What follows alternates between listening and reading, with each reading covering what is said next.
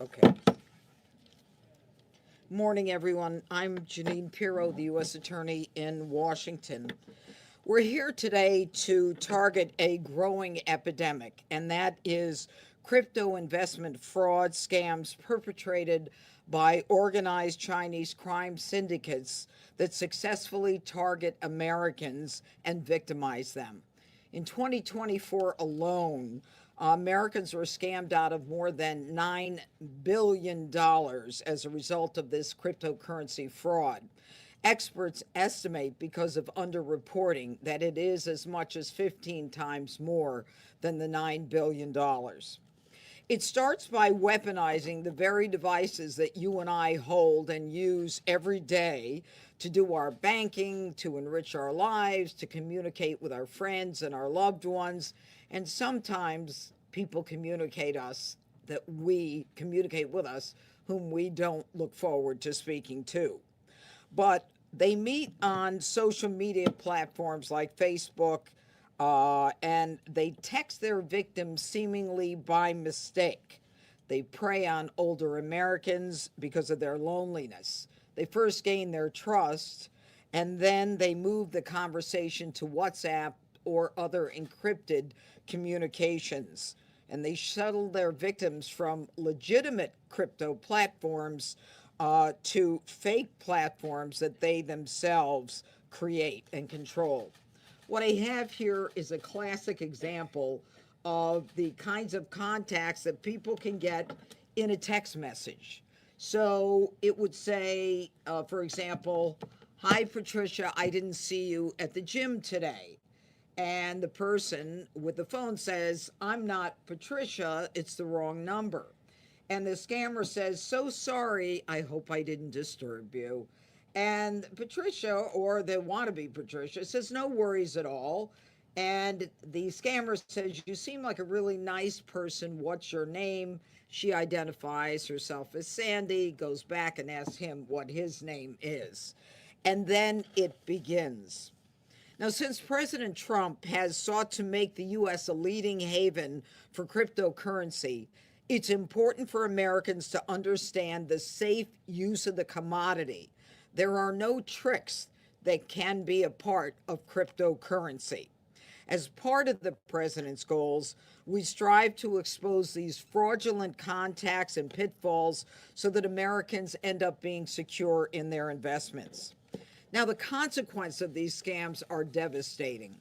Older Americans in particular are targets of these scams, many of them lonely, many of them looking to speak to someone who communicates with them.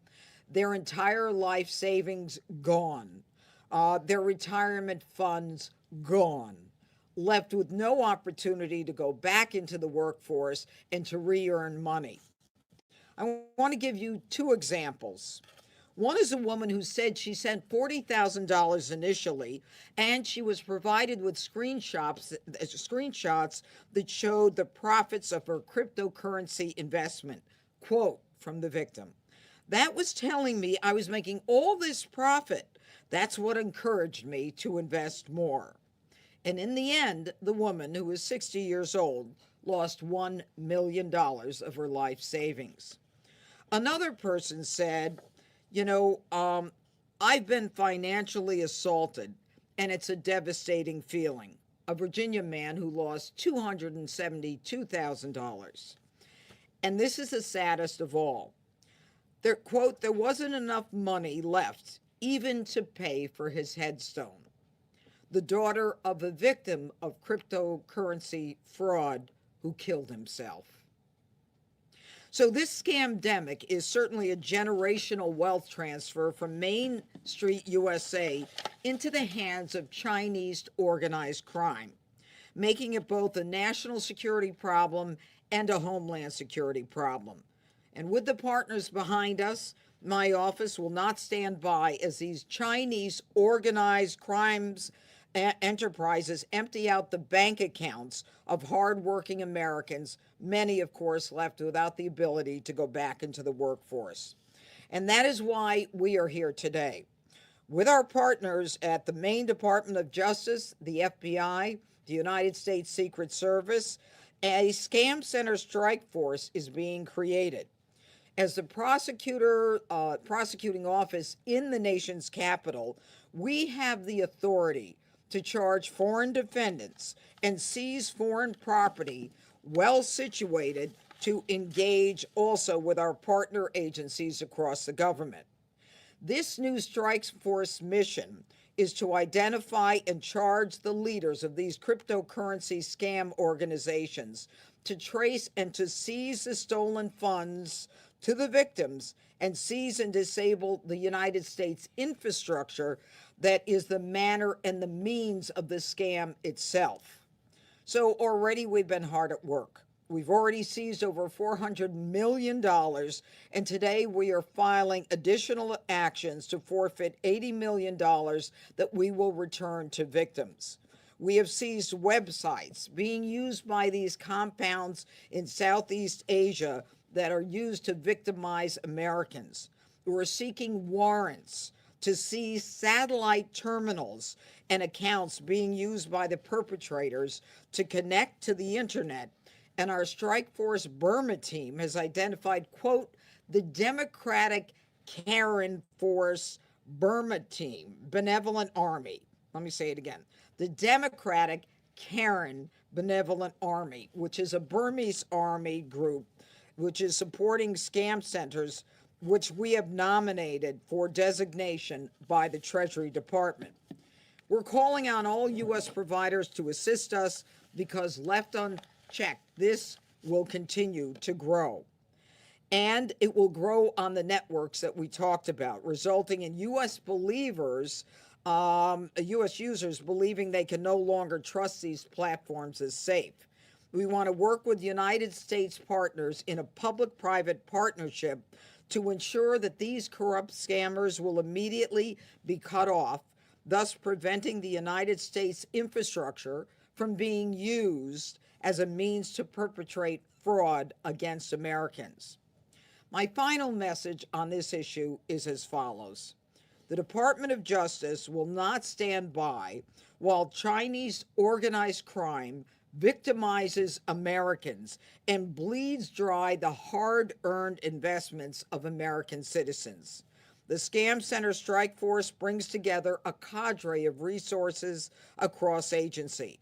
Our best and brightest are being brought together to attack this problem by securing our United States infrastructure, by returning money to victims, and by bringing these perpetrators to justice.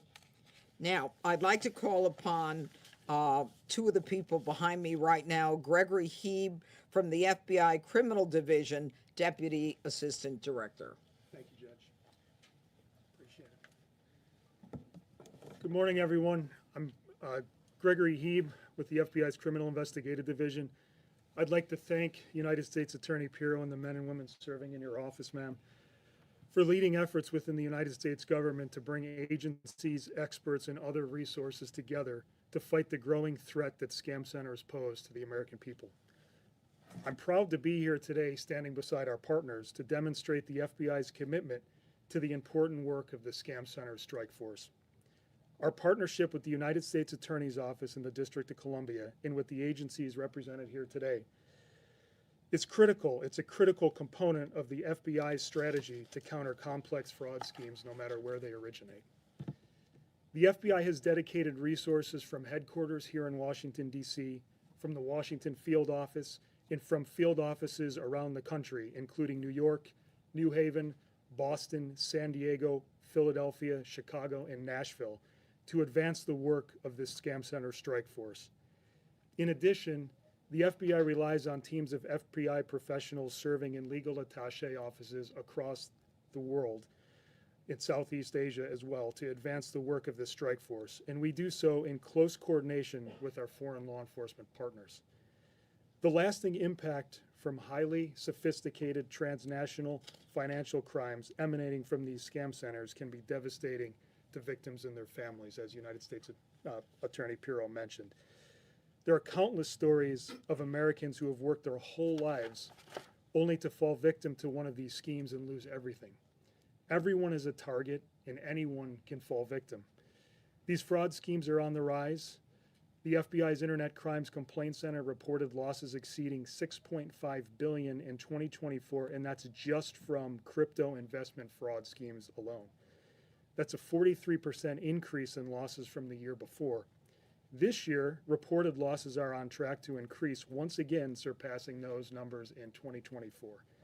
Keep in mind, as the judge mentioned, this number only captures losses that are actually reported to law enforcement. Actual losses are much, much higher.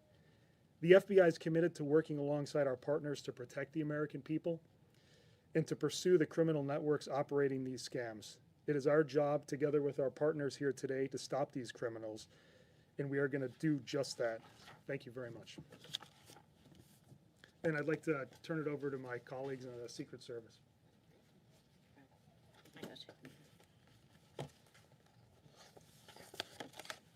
Good morning. I'm Keogh Dolan, the Assistant Director for the U.S. Secret Service's Office of Field Operations. I'm pleased to join my colleagues today from the U.S. Attorney's Office, Department of Justice, the FBI, and the U.S. Treasury and State Departments. Since 2019, the Secret Service has seen a major uptick in cryptocurrency investment scams. The organizations behind these scams leverage an ecosystem of criminality, often weaving an intricate web of illicit activities together to perpetrate their schemes. These schemes include human trafficking, victim engineering, and money laundering, among other crimes.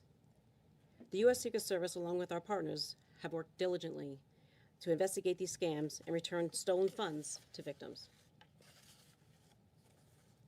During the 2025 fiscal year alone, the U.S. Secret Service has responded to approximately 3,000 victims who contacted us regarding cryptocurrency investment schemes, and we seized or froze approximately $495 million in stolen cryptocurrency. These stolen funds were primarily obtained from cryptocurrency investment scams linked to scam centers located in Southeast Asia. With the newly established Scam Center Strike Force, we can do even more to assist our victims in these scams.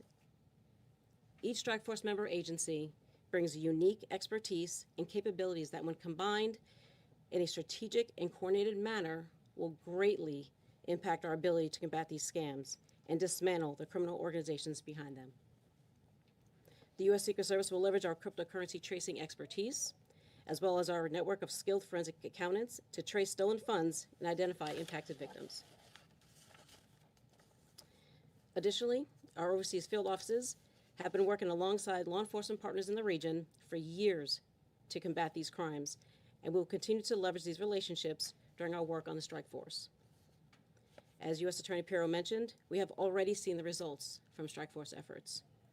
Included in the seizures announced today is a $66 million cryptocurrency investment scam-related seizure, which involved hundreds of victims that were targeted on a dating app. This investigation, led by the U.S. Secret Service's Global Investigative Operations Center, identified approximately 500 websites linked to the organization where victims were enticed with false investment opportunities. The second case I'd like to highlight that was included also in today's announcement is a $1.5 million cryptocurrency scam-related seizure by our Memphis field office. Of course, done in coordination with our FBI partners, thank you. We identified nearly 100 U.S. victims. And after this seizure, an additional 120 victims came forward or were identified, further underscoring the importance of victim reporting. I would like to emphasize to those that are listening today that your voice matters. These cases started with victim reporting, and this fight will continue with your help.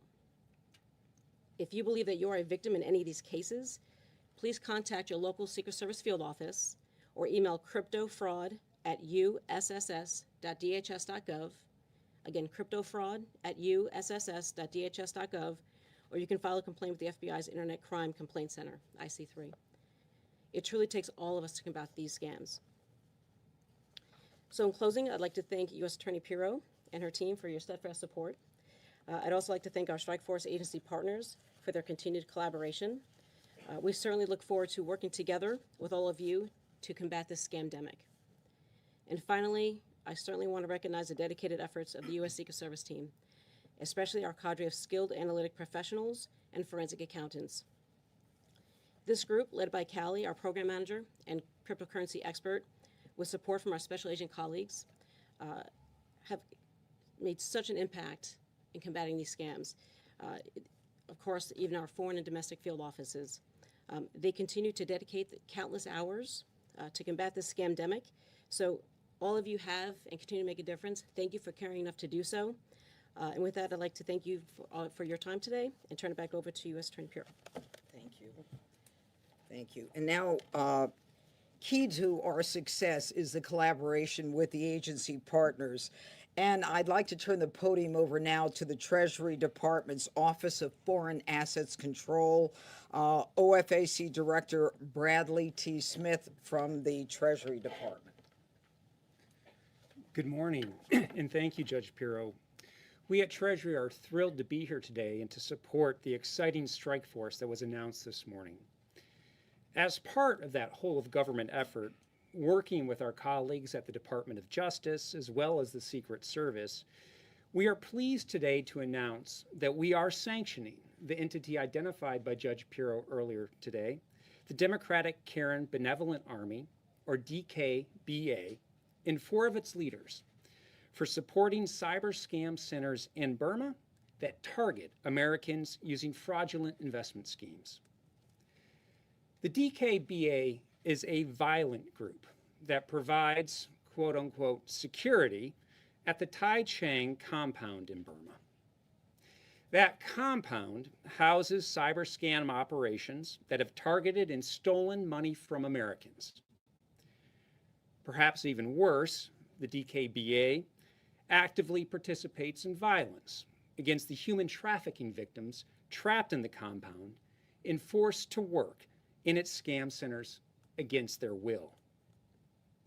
As part of our broader effort to disrupt this network, we are also sanctioning today 2 companies and a Thai national who are linked to Chinese organized crime and have worked with DKBA and other armed groups to develop scam centers. It is now illegal for those sanctioned to move money, buy goods, or purchase services in the United States, and as a practical matter, to engage in any significant financial transaction around the world. As others have mentioned, this cyber scam threat is serious. Last year, by our estimates, and estimates vary, but we estimate that approximately $10 billion was lost to Southeast Asia-based scam operations, a 66% increase over the prior year.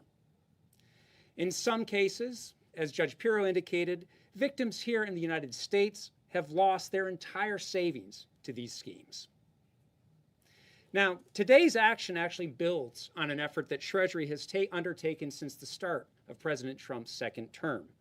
Indeed, this is our 5th action this year targeting scam centers, totaling over 165 different designations, including one in May and another in September, targeting actors in Burma. Using the task force announced today by Judge Pirro, we are committed to continuing this work, to taking the initiative and working with our law enforcement partners and our colleagues around the government, including at the Department of State, to disrupt these scam operations and to ensure that we protect U.S. citizens and the U.S. financial system. And with that, I'd like to turn over to my colleagues from the State Department to touch on their work. Thank you, U.S. Attorney Pirro, also all my agency colleagues. So good morning, I'm Chris Lamberg. I'm the head of the International Narcotics and Law Enforcement Bureau at the State Department. Since day one of the Trump administration, the Department of State has been working in lockstep with the Departments of Justice and Treasury and Homeland Security to prioritize protecting American citizens, including from threats of online scams. I'm proud to stand here today with U.S. Attorney Pirro, colleagues from DOJ and Treasury and FBI, the United States Secret Service, and all the hardworking members of the Department of Justice's Scam Center Strike Force. Chinese transnational criminal organizations in Southeast Asia have increasingly and purposefully targeted U.S. citizens, defrauding them, as Judge Pirro said, of more than $9 billion just last year alone, and posing every day a direct threat to U.S. national security and to our fellow citizens. Many of these criminal organizations rely on forced criminality, as it has been said by some of my colleagues, a form of human trafficking to facilitate scams, threatening victims with extreme quotas and using violence when these quotas are not met. We estimate that more than 400,000 people from more than 70 countries are forced to work in these scam compounds, primarily in Burma, Cambodia, and Laos.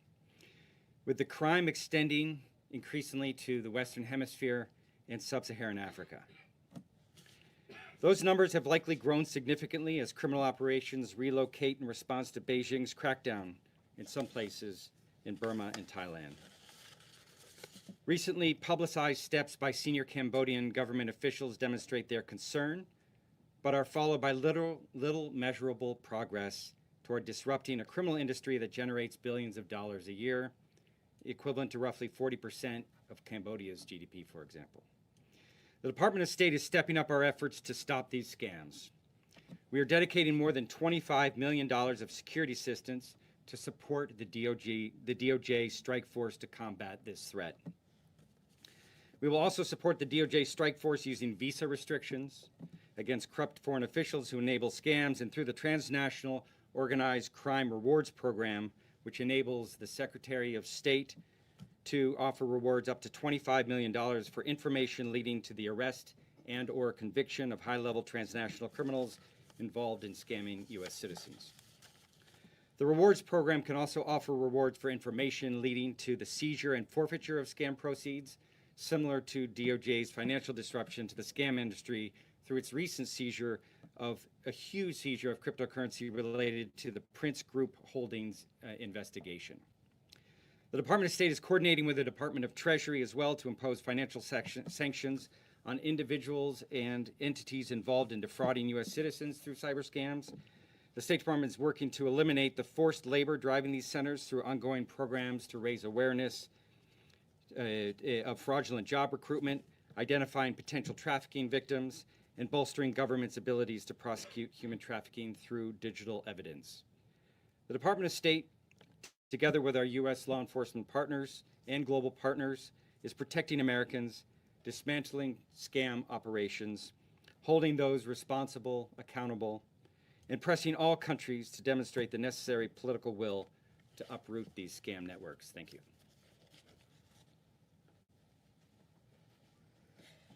Thank you. I think that it's pretty obvious that we are committed to this new strike force from across all different agencies in the government. I think the biggest problem is that so many people have heard about crypto and they want to get involved and they don't understand it. And if they can see a legitimate profit on a legitimate website, they're all in. And that's what we're trying to prevent, especially when we've got these scam centers in Southeast Asia, and they are part of even bigger operations that are intended to target the United States to move money from Main Street USA to other countries. And that's why we're all here today. And I'm very proud of this operation. And I want to recognize one person here on my left and your right, Karen Siebert, who is with my office and is one of the people who is at the center of the brains of this operation. So I want to recognize Karen for the work that she's done. She was actually on maternity leave, and I think she did more work during maternity leave than on normal days. But even your normal days are long days, so congratulations to Karen. Now, also, I just want to say that there are partners that are interested in working with us. When I talked about Facebook and some of the other social media platforms, there are people who are reaching out to us saying, we want to be a part of this public-private partnership. So we're very excited about that. So I think it will be even bigger and will give, hopefully, Americans some recourse when they end up being scammed in these very targeted scams. Any questions? Yes, sir. Strike force of this kind in the country of any U.S. Attorney's office? Is it? I'm pretty sure, yeah, to our knowledge, we think it is. And I think the benefit here, as I've already indicated, is because of the jurisdiction that I have here, we have here in Washington, we have jurisdiction over these cases from foreign countries. It is a first. What is your advice to people can be pretty persistent. You know, I know people are receiving these texts all the time. What is your advice about how to deal with this and not get scammed out of your life savings? Well, I think the most important thing that we can tell someone who becomes victimized by this is, you know, don't be disappointed in yourself. You know, don't be upset with yourself that you fell to this kind of scam, because these people are experts. In some cases, their livelihood depends upon how much money they bring in to the scam center. So I think that's the most important thing. But the second most important thing is that if it sounds too good to be true, it is. If you don't understand cryptocurrency at this stage of your life, chances are you're not going to understand it. Don't invest unless you're dealing with an American company, with someone who is a recognized, established company in the United States. See, there's a certain mystery about all this, that everybody hears about people making millions in crypto. You know, it's a fraud, and it's one of the biggest frauds that we're seeing. It was identity theft several years back. Now cryptocurrency theft is the biggest theft that we're seeing in this country. You released a statement on the record recently that Mayor Bowser is not under investigation or the target of investigation. Can you say that trip in question, nothing about it's under investigation, no one involved in it? I maintain the statement that I made. She is not under investigation, and she is not being investigated. I think we ought to just end it there. Was she ever under investigation? No, she was not. You're welcome. Okay, everybody. Thank you. Thank you. All right. And thank you to everyone behind me. I'm very, very excited about this. And just so you know, Meta has already indicated that they are willing to collaborate and partner with us. So that's a great first step. And we've got Microsoft has also reached out. See, I thought you'd ask those questions. Microsoft has also reached out, and AARP has reached out. They want to work with us. They know who's being targeted. They want to help us. They want to stop it. Good for them. Thank you.